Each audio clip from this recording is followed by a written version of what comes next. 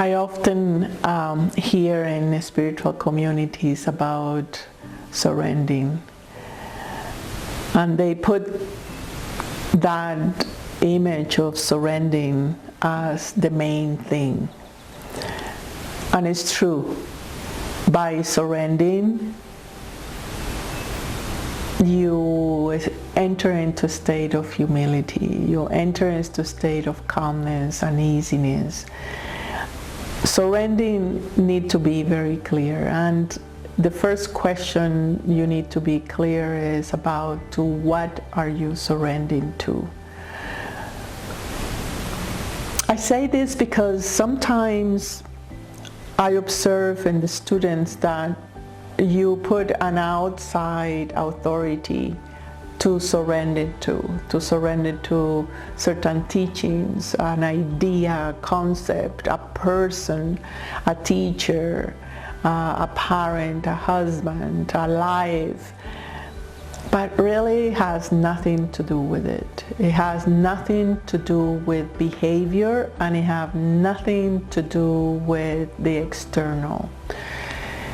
What are you surrendering is, number one, is your idea of who you are, where you can still operate on earth being the person that you are, your gender, your roles, your preferences, all that is okay. You are still operating that way, and you don't need to modify any of that.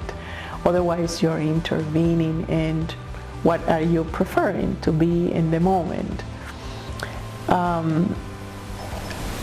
What I'm saying here is more about the identification that you have to that role, to that persona that you think you are.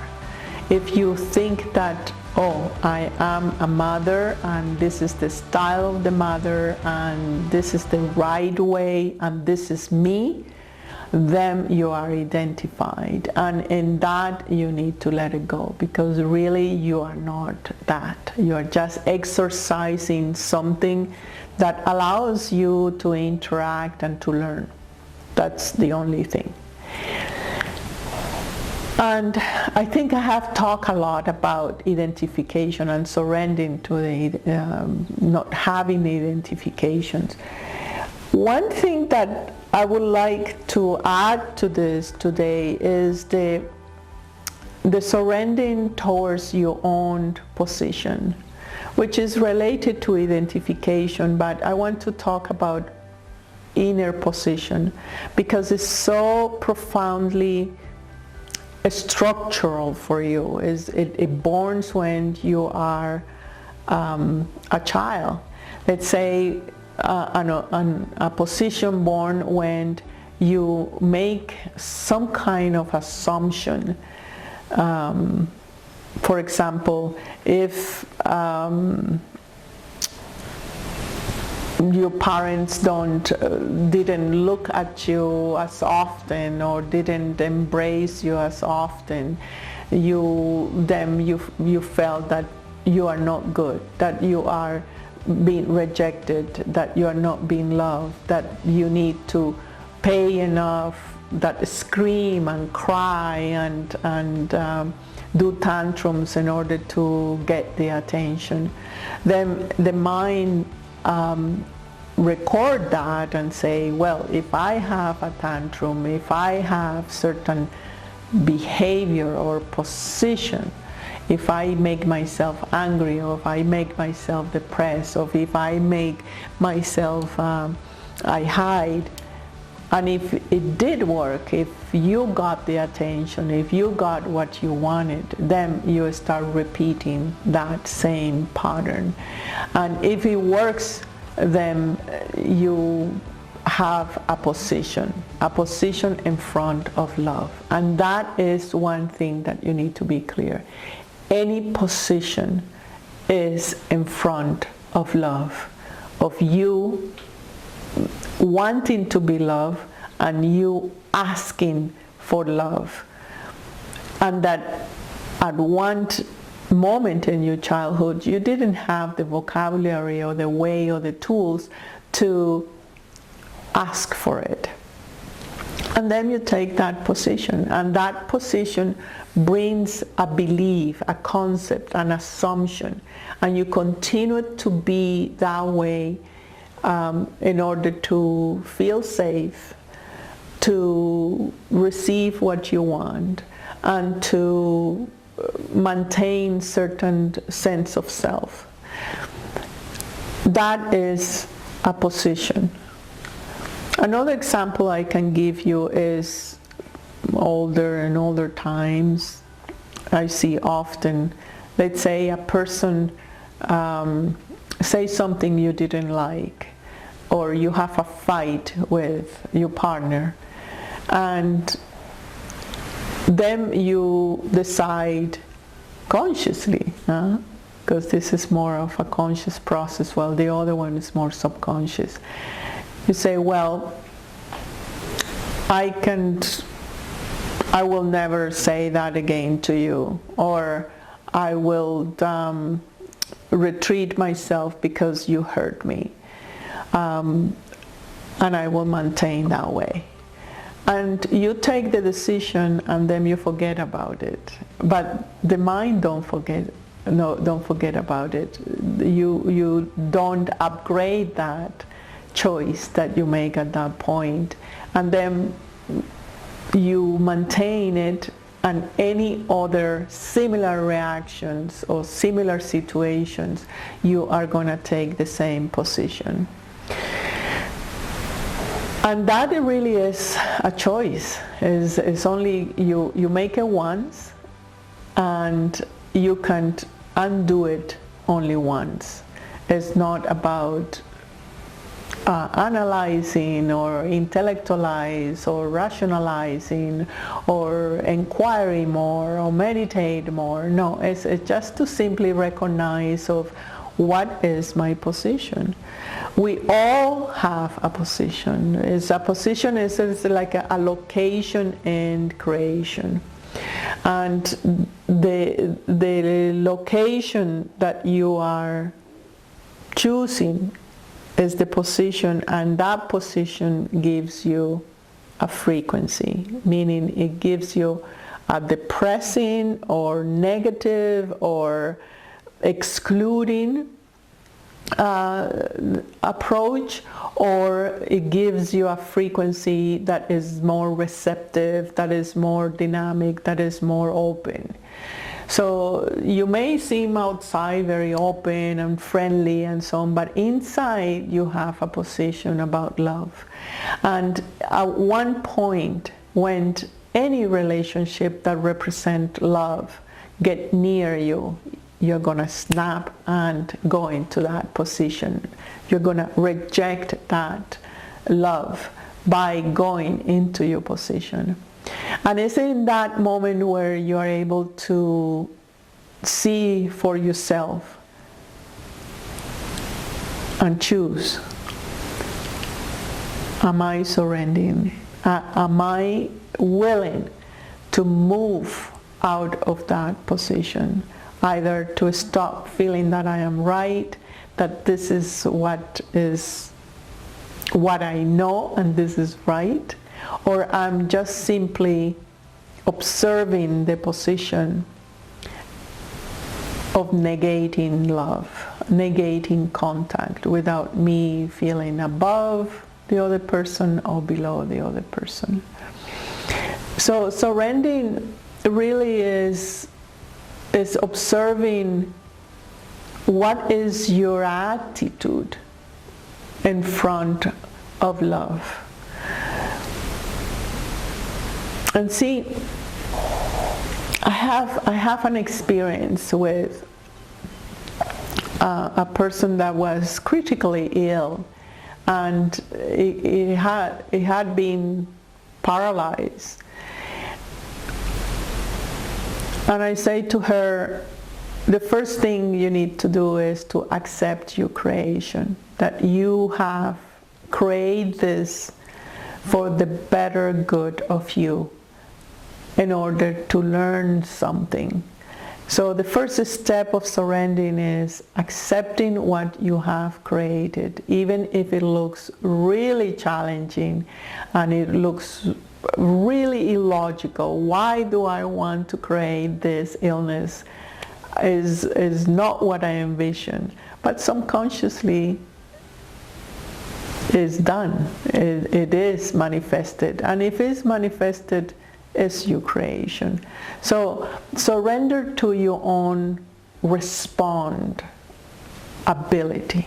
Your life respond to you and is coming out of your love for you. Your creation is giving you what you need, not what you want. So it's the first surrendering. Okay, this is my life. This is what I have created. This is what I have chose. And it's not good or it's not bad. It's just the teacher that I have chosen for me to learn. So in that phase of forgiveness, if I can put it that way, forgive what you have chose, even if it's look good or look bad or feels good or feels bad. It is the way it is. It don't make any more charges. Otherwise, that charge, you start creating a position. You start creating a kind of a situation, or you start expecting something of yourself. So that's the first thing in surrendering. The other one is coming back to the example of the person who is paralyzed, is to see when I go to her and say, okay, she say, I am surrendering. I cannot move, I cannot speak, I am total surrender. But inside, the acceptance and the turning the challenge into an opportunity, and this is important. Any challenge that you have created, you have to find what is the opportunity. What is it that you are telling yourself? What is it that you are wanting to learn from the situation? And perhaps in that you need certain feedback from the teacher, because you cannot see, you are in the middle of it and you are not able to see it. And you are not able to see it because it is in the subconscious, and it's a choice that you made when you were a child. In that regard, it's about imagining to what you need to surrender, and you are not really allowing the feedback either from the teacher or from the circumstances to say, okay, what is it really that you need to surrender, that you need to give? And surrender is something about giving, give up something. And it's not it's not a hide and seek thing. All you need to do is control, to give up control. And giving that opportunity to yourself, you start seeing that you enter more into a state of humbleness, where you have lose the force, your will have to be done. I won't give up, and you match the will of the divine, which is the same as yours, but the ego wants to see it differently. It wants to see an authority have to be my way, when I want it, the way I want it.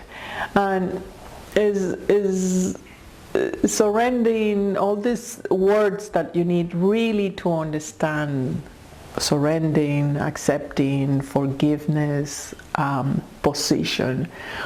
if you are able to really meditate on this, you are able to have the clarity of choice.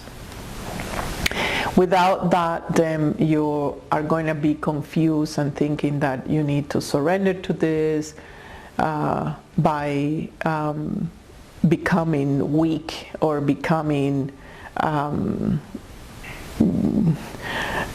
submissive to a certain circumstances, and that is not accepting, that is not surrendering, that is just simply coming from the misunderstanding of what really is. So these two types of things, of approach, or that you need to contemplate to surrender. First is that the identity, and the other one the position that you're taking. Once you understand the position, your life flows better, and you are not against anything, and you don't want really anything. It comes your way when it needed.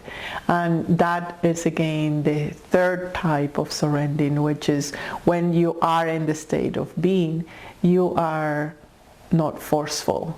You are accepting your creation the way it comes your way, without having meaning or saying, oh, I create this because I am telling myself this or that. No, if a circumstance comes your way, you deal with it, and you understand that all it requires is your participation, and you don't need to be in the logic, and you don't need to be in the rationalization, which is very damaging to the surrendering. Actually, you cannot surrender if you are always in your head. So hopefully this is helpful in terms of to what are you surrendering, answering that question, which you are not surrendering to anything. You are really giving yourself the chance to be more you, to be more in your creation, to accept the lessons that you have designed it with the intensivity that you're able to deal with it, and that you flow, that you are a living plant that flourish, give fruits, and then come back to the seed. And with that, you cannot do nothing about it. It's the law of creation.